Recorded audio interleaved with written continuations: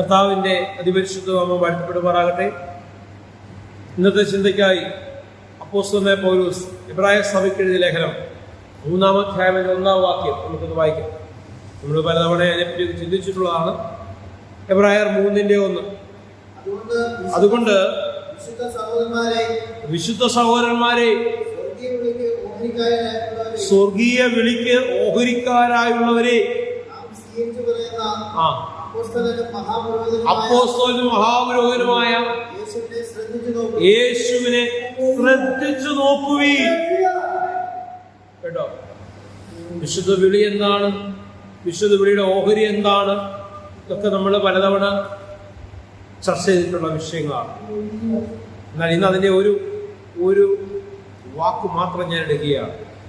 യേശുവിനെ ശ്രദ്ധിച്ചു നോക്കുവേ. യേശുവിന്റെ പരസ്യ ശുശ്രൂഷയുടെ കാലയളവിൽ കർത്താവിന്റെ കൂടെ ഇങ്ങനെ പലരും കൂടെ നടക്കുകയാണ്. ഇതിനാ കൂടെ നടക്കുന്നത്, ഇവനെ വാക്കിൽ കൊടുക്കുവാൻ പറ്റിയ എന്തെങ്കിലും ഒത്തുവരുമെന്ന് നോക്കി യഹൂദ മതത്തിന്റെ, ഞങ്ങളാണ് അതിന്റെ മെയിൻ വക്താക്കളെന്ന് മറ്റുള്ളവരോട് ബോധ്യപ്പെടുത്തി കൊടുക്കുന്ന ഒരു സമൂഹം ഇങ്ങനെ ചലിക്കുകയാണ് യേശുവിനൊപ്പം. കാരണം മതത്തിന് വിരോധമായി എന്തെങ്കിലും പറഞ്ഞാൽ അത് വെച്ച് എന്ത് ചെയ്യാം, മതഭ്രാന്ത് നിറഞ്ഞ മതവെറിയന്മാരും യേശുവിന്റെ കൂടെയുണ്ട്. എന്നാൽ ഒരു കൂട്ടർ യേശുവിന്റെ വായിൽ നിന്ന് വരുന്ന വാക്ക് കേൾക്കാൻ താല്പര്യത്തോടെ നിൽക്കുക. മറ്റൊരു കൂട്ടർ ഇന്നൊരു അത്ഭുതം നടക്കും, ഒന്ന് കാണണം എന്ന താല്പര്യത്തിരിക്കുന്നു. പല താല്പര്യങ്ങളോടുകൂടെ യേശുവിന്റെ കൂടെ ആൾക്കാർ നടക്കുകയാണ്. ഹല്ലേലൂയ. നടന്നവർക്കെല്ലാം ഒരേ താല്പര്യമായിരുന്നില്ല എന്നാ പറഞ്ഞതിന്റെ സാരം. സ്തോത്രം. തിക്കിത്തിരക്കി നടക്കുന്നു. നമുക്കറിയാവുന്ന ഒരു ഭാഗം, അവിടെ ഞാൻ വാക്യമൊന്നും എടുക്കുന്നില്ല.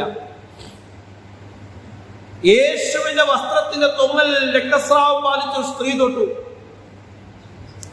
യേശു പറയാ, എന്നെ ആരോ തൊട്ടു. വസ്ത്രത്തിന്റെ തൊങ്ങലിലാണെന്ന് ഓർക്കണം. ജസ്റ്റ് ടച്ച് ചെയ്തപ്പോൾ അവൻ അറിഞ്ഞു. അപ്പം യേശു ശിഷ്യന്മാരോട് പറയാം, എന്നെ ആരോ സ്പർശിച്ചു. അവരങ്ങോട്ടും ഇങ്ങോട്ടും കണ്ണി നോക്കി. യേശുവോട് പറയാ, എന്തോ അത് ഈ പറയുന്നത്, ഗുരു എന്താ ഈ പറയുന്നത്?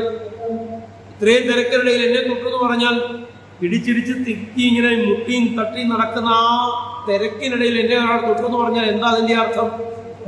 എല്ലാവരും തൊട്ടതുപോലെയല്ല, ശക്തി എന്നിൽ നിന്ന് പുറപ്പെട്ടു. അപ്പൊ എല്ലാരും കാണാൻ വന്നു, എല്ലാരും നോക്കാൻ വന്നു, അറിയാൻ വന്നു. പക്ഷേ ഒരുവടെ നോട്ടം വ്യത്യസ്തമായിരുന്നു. ഒരുവൾ അറിഞ്ഞ അറിവ് അത് വ്യത്യസ്തമായിരുന്നു. ഹല്ലേലൂയ. ഇന്ന് വല്ലതും നടക്കുമെന്ന് ഞാനും നോക്കിയിട്ട് വരട്ടെന്ന് പറഞ്ഞല്ല പോയത്. ഇന്ന് ഞാൻ സൗഖ്യമാവുക തന്നെ ചെയ്യും. കാരണം സൗഖ്യമാക്കുന്നവനെ കുറിച്ചുള്ള പരിജ്ഞാനത്തിന്റെ തികവ് അവരുടെ അകത്ത് നിറഞ്ഞു. മർക്കോസിന്റെ സുവിശേഷം 5:22-23 വാക്യം നമുക്കൊന്ന് വായിക്കാം. മർക്കോസിന്റെ സുവിശേഷം 5-ാം അധ്യായം 22-23 വാക്യം. പള്ളിപ്രമാണികളിൽ യായിറോസ് എന്ന് പേരുള്ള ഒരുവൻ വന്ന് അവനെ കണ്ട് കാൽക്കൽ വീണു. യേശുവിനെ കണ്ടിട്ട് കാൽക്കൽ വീണു. അത്യാസന നിലയിലായിരിക്കും. നീ വന്ന് വളരെ അപേക്ഷിച്ചു. എവിടെ കിട്ടുന്നുണ്ടോ? ആരാ വന്നത്? പള്ളിപ്രമാണി. ആ പേരിന്റെ പ്രസക്തി നമുക്ക് അങ്ങോട്ട് മാറ്റി വെക്കാം. ആരാ വന്ന? പള്ളിപ്രമാണി. അവിടെ പല പള്ളിപ്രമാണിമാരും ആ കൂട്ടത്തിലുണ്ട്. അവര് യേശുവിനെ കണ്ടതാ. പക്ഷേ ഇവന്റെ നോട്ടത്തിൽ വ്യത്യാസമുണ്ടായിരുന്നു. ഇവൻ മനസ്സിലാക്കിയ തലത്തിന് വ്യത്യാസമുണ്ടായിരുന്നു. എന്റെ കുഞ്ഞിന്റെ അപകടനില മാറുവാൻ യേശു മതിയായവനെന്നുള്ള ബോധ്യം അവന്റെ അകത്ത് നിറഞ്ഞു. ആ വാക്യം വായിച്ച കംപ്ലീറ്റ് 23 വായിച്ചു. 23 വാക്യങ്ങളത് വായിച്ചു. എന്റെ കുഞ്ഞു മകൾ അത്യാസന നിലയിലായിരിക്കുക. ആ ജീവിക്കേണ്ടതിന് അപ്പൊ എന്റെ യേശു കർത്താവ് ഇടപെട്ടാൽ എന്തുണ്ടാവും? സൗഖ്യമുണ്ടാവും. അപ്പം പല പള്ളി പ്രമാണികൾക്കും ഉണ്ടാകാത്തൊരു കാഴ്ചപ്പാട്, ഒരു വിഷൻ, ഒരു ദർശനം ആർക്കുണ്ടായി? ആരെ കുറിച്ച് ഇപ്പൊ പറഞ്ഞേ? പള്ളി പ്രമാണിയുടെ പേര് പറഞ്ഞു കേട്ടില്ല. ആ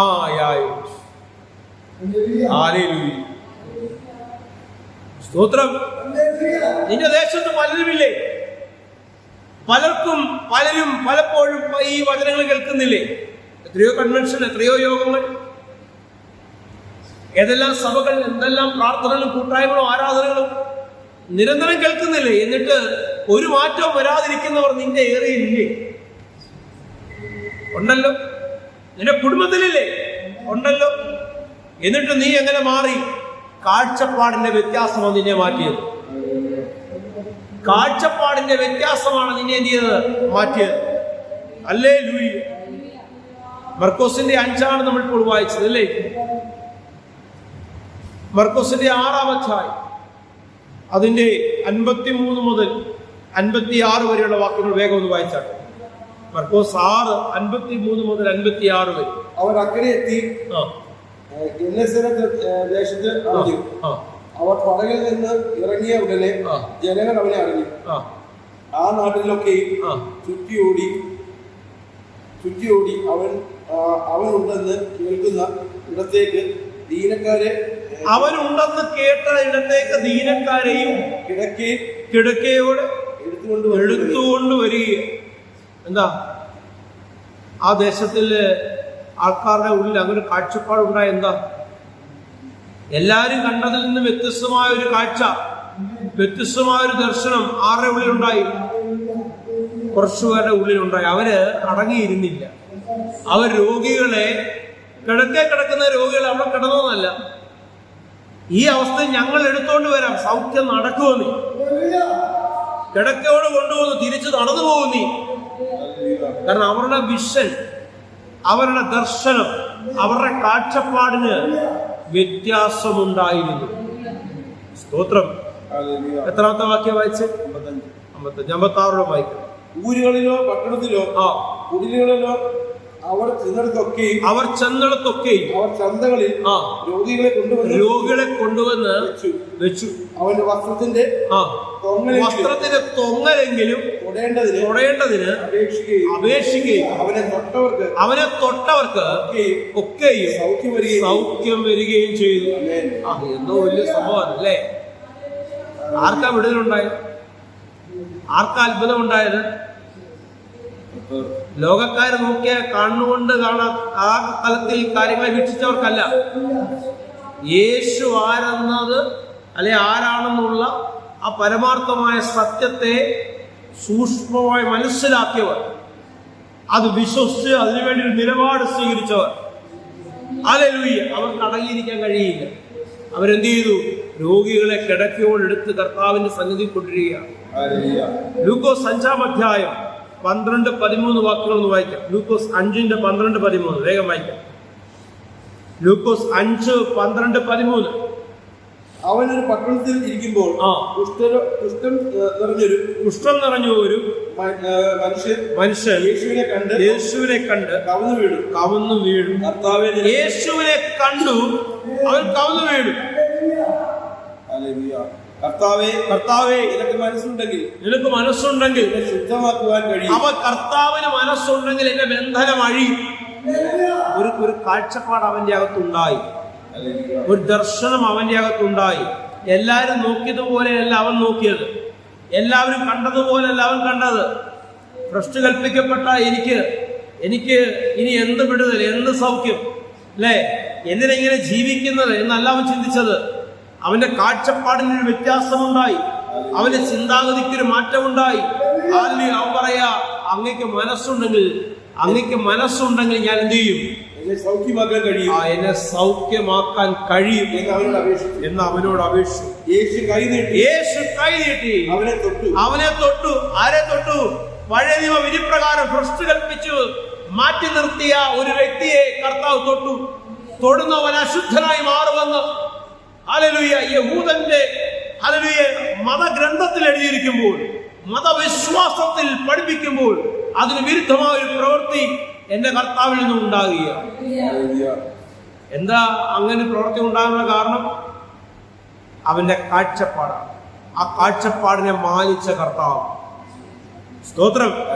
അവനെ തൊട്ടു. യേശു കൈ നീട്ടി അവനെ തൊട്ടു. എനിക്ക് മനസ്സുണ്ട്, ശുദ്ധമാകാ എന്ന് പറഞ്ഞു.